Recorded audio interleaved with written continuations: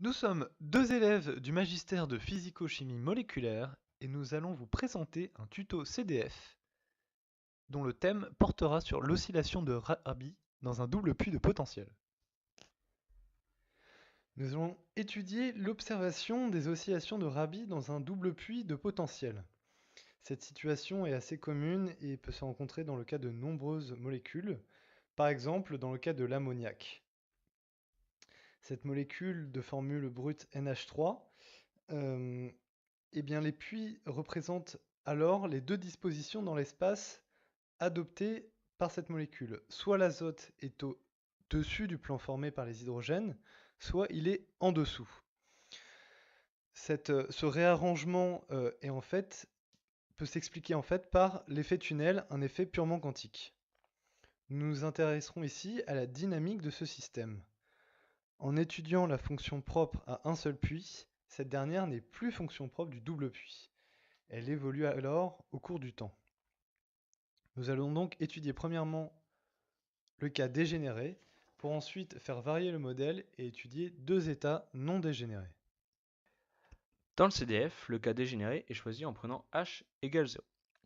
Nous avons donc affaire à un système à deux états, avec le puits de gauche et celui de droite. On note V la matrice de couplage, avec K la constante de couplage négative. On obtient donc l'hamiltonien du système écrit comme ceci. En diagonalisant cette matrice, on obtient donc les vecteurs propres et les valeurs propres du système. Les valeurs propres sont obtenues grâce à la formule donc ci-dessous. En remplaçant directement les valeurs des énergies par E0 qui est la valeur de l'énergie des deux puits qui est égale donc pour les deux puits pour le cas dégénéré, on s'aperçoit que la formule se simplifie bien et donc on a lambda plus ou moins qui est égal à E0 plus ou moins le module de A. Les vecteurs propres correspondent eux aux états propres du système à deux niveaux. On a initialement donc les états d'ordre 0 du puits de gauche et de droite. Et donc on peut avoir une équation reliant les états d'ordre 0 aux états propres du système. Cela va faire apparaître des termes de phase, car les états propres dépendent du temps. La probabilité de passer du puits de gauche à celui de droite va donc lui aussi dépendre du temps. On obtient la formule ici, qui est donc le recouvrement avec la fonction d'onde initiale, qui est l'étape d'ordre 0 g pour notre cas, et la fonction d'onde qui dépend du temps, avec le module au carré. On obtient donc cette équation. Dans le cas dégénéré, la différence des deux valeurs propres est égale à 2 fois le module de A. On a donc l'amplitude du recouvrement qui est égale à 1. Avec le sinus carré, on peut en déduire une période qui est égale à pi fois h bar divisé par le module de A. En UA, cela correspond bien avec ce qui est écrit sur le CDF, où lambda plus est égal à E1 et lambda moins est égal à E0. En observant la dynamique du système, on peut bien voir que la fonction d'onde passe du puits de gauche au puits de droite. On voit bien qu'il y a transition totale à mi-période. Cela est dû au fait que l'amplitude est égale à 1. Il y a donc bien adéquation entre la période de Rabi et l'expérience. En effet, la période de Rabi est égale à 35,3 environ, et le temps indiqué est d'environ 17,2, ce qui est la période de Rabi divisée par 2.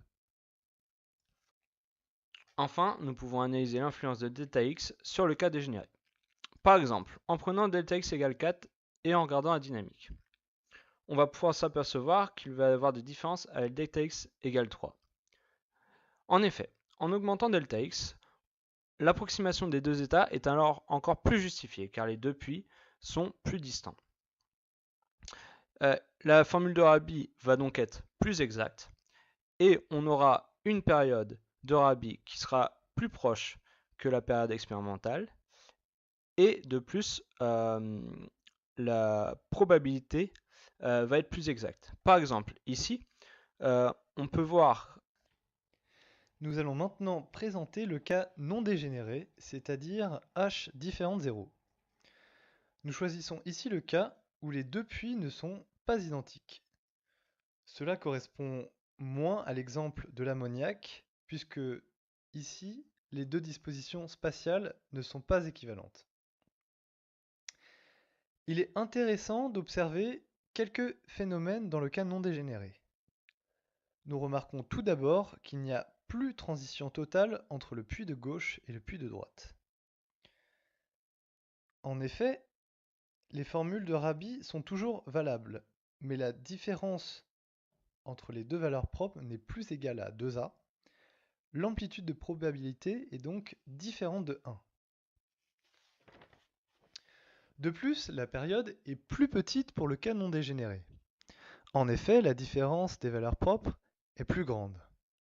Or, la période de Rabi est inversement proportionnelle à cette différence. La période de Rabi est donc plus petite. Dans le cas dégénéré, elle est égale à 35,3, comme nous avons pu le voir tout à l'heure, et ici, elle est égale à 29,5.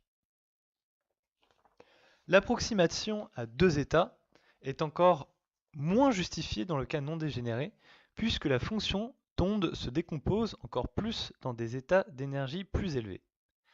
L'adéquation entre le formalisme de Rabi et l'expérience est donc moins justifiée.